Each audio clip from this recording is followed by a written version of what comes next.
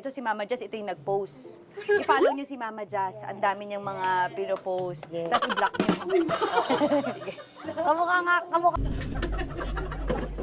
Bakit mo ako binabalikan? Kung ino. Ang sakit!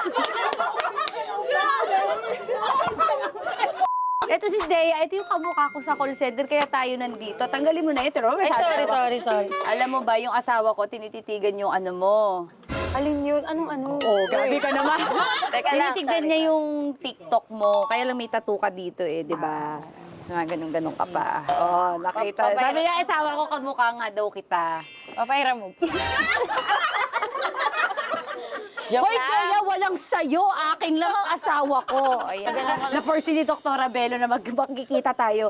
Nag-braces din ako dati. Mas maganda ka pa nga sa akin noon. May kilay siya. Dupunta ka din Mas sa model. Mas model.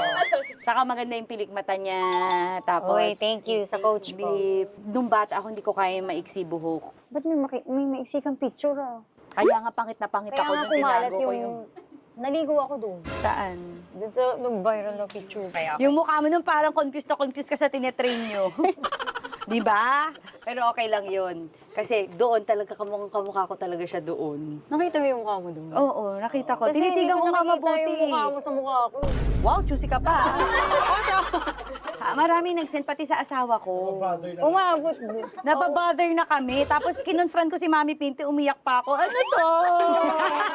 Sino to? Tapos ang dami na kayo nagtatag sa atin.